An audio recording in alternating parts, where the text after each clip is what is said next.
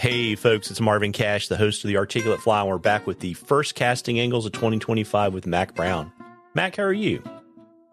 I'm doing great. How are you doing, Marvin? As always, just trying to stay out of trouble, and we're actually doing a remote show. You're actually all the way down in Mexico right now. Yeah, we came down the day before New Year's, and looking forward to getting back to all the snow and all the stuff we've seen on the weather this morning. So, yeah, we're about to head back here tomorrow.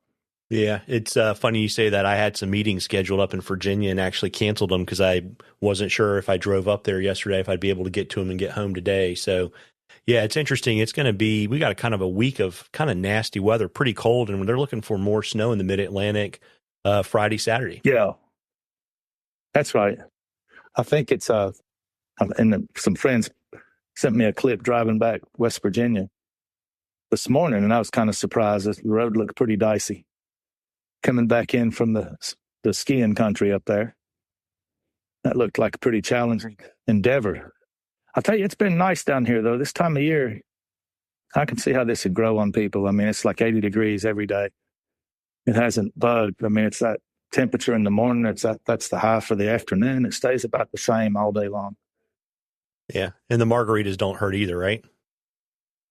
No, lots of that. Lots of they have a lot of good agave juice down here. So, yeah, that's about the best value down here, really, that we've seen. Yeah, and so we were talking before we started recording, and since it's, we've been kind of talking about improvement and plans, and it is 2025, and people like to make resolutions, we thought it might be a good idea to kind of talk to folks about, thinking about improving their fly fishing and fly tying skills in 2025 and kind of how to do that and what to do. Yeah, I think that'd be a good topic, just about, a lot of times you'll hear folks, I get that a lot on the road, where people will talk about if I had this rod or that new reel or that new, and I'm like, well, when's the last time you invested in yourself and did something for the betterment of it, not the free parking lot lesson either. I mean, and they're like, never. And I'm like, well, why don't you put some money in that?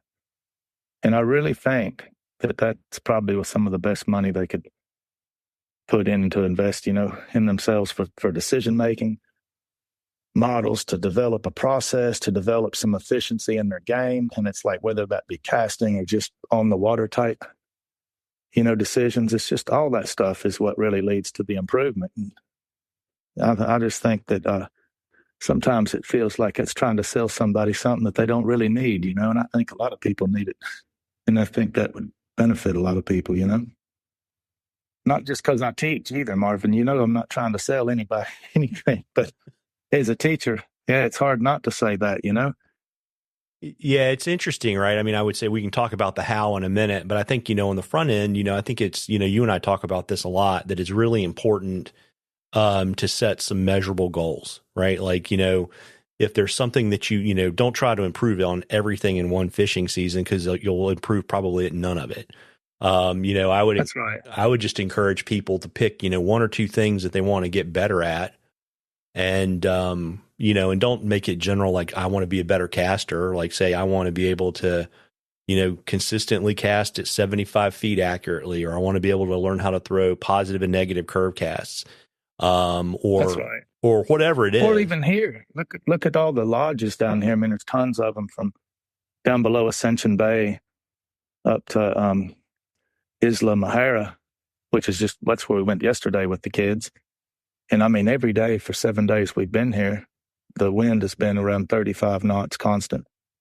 I mean, I haven't seen a calm day. There's tons of coconut trees and stuff all around us, and you can just see the trees moving all day long from morning till evening. And I mean, just the thought about what those lodges are for a week, for somebody to drop $7-8 to realize they can't cast in 35 knot wind is really kind of sad. So that's probably the most common thing that you hear on the road at shows. Like, I went to Mexico and I realized I couldn't cast. I'm like, well, why did you go spend all that money to realize you couldn't cast? You could grab your rod and go out and cast at home in a 35 knot wind and find out.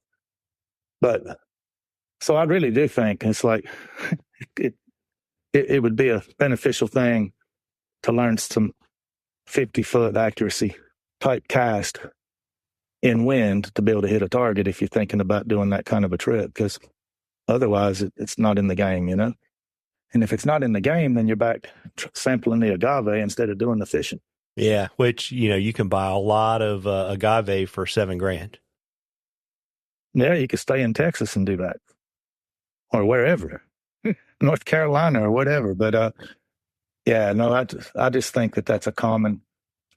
I just know from doing the shows since back in the early 90s, that's one of the most common questions that people will come up and ask. Well, I went to this trip, and sometimes it's some faraway exotic place, a lot further than Mexico, you know. And they say, well, that's when I realized I can't even throw distance if it's windy. And I don't know.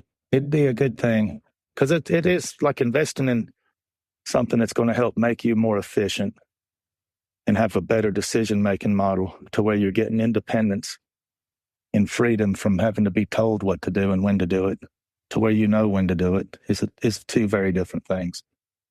That's why I think it's a smart decision for anybody. Yeah. And I think too, you know, part and parcel of that is kind of being honest with yourself, right? About what you actually really can do. Right.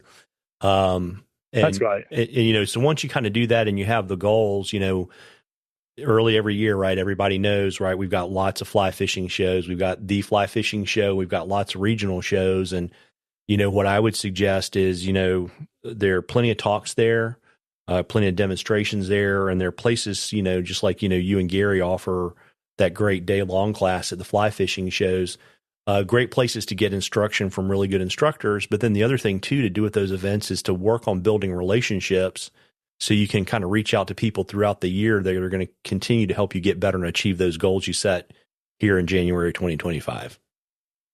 Mm-hmm. No, I think that's smart. And yeah, there's a lot of those coming up, and hopefully a lot of them are going to sell out, because it's no doubt it's been a sluggish fall in North Carolina with the storm. You know what I mean? So I'm hoping a lot of them is going to really be big again this year, Marvin, because it's been, even if it wasn't for the storm, it was really a weird summer before the storm even. So the storm just made it a lot worse for where we live, you know? Yeah. But hopefully it's coming back, you know? Yeah. And so, you know, I know you're going to get home and be home for about a week, and then you head to Marlboro, but why don't you let folks know if they want to do casting stuff in 2025, where they can find you on the show circuit? Okay. We'll start off in Marlboro, when we get back, I think the 15th, and then Edison, then Atlanta, do the West Coast, all the West Coast shows. And I think I'm going to go ahead and do Lancaster. That's what I was talking to Ben about today. I had an opening of a school that got freed up. So I think I'm going to go to Lancaster first as well before we do the show up there at the Midwest. What is it? The Great Waters Fly Fishing Expo up there in the Twin Cities. So then we have the ones local in Bryson City too, Marvin. The casting classes and guide schools, of course, in Bryson that happen pretty much all year. Yeah. And I imagine you probably got your show schedule, and you probably got your, like, you know, guide schools and casting school stuff all on your website. Where should folks go? And I'm sure you'll take deposit money for when it thaws out to get out on the river in 2025 too. Mm-hmm. Yeah, that's going to happen mainly at the Mac Brown Fly Fish under the top menu. There's a specialty page that tells the dates for all of these things, for the show dates, for the different schools, for casting schools. I actually had a call today for a guy that wanted to do one of the rowing schools that came to one a couple of years ago, and he's wanted to do it again to up his game for some, you know, class 3 and 4 water. He goes, you know, I've been rowing a lot, and I want to be comfortable doing this next level. And so, I mean, there's a lot of those types of events listed on that at Mac Brown Fly Fishing. MacBrownFlyFish.com. We put a link in the thing. You can throw a link in there, Marvin. That'd be awesome. I do it for you every 2 weeks. You know, folks, I want to wish everybody a happy new year. I'm not traveling as prolifically as Mac, so I will be in Denver, and I'll be at Bob in the Hood in Michigan, and those will be the only 2 shows I'll be at. But if you're at either of those, you should, you know, pop by and say hello. I always love to meet listeners. And, you know, when it thaws out a little bit here in the Mid-Atlantic, I would encourage you to get out there and catch a few. Tight lines, everybody. Tight lines, Mac. Tight lines, and Happy New Year, Marvin.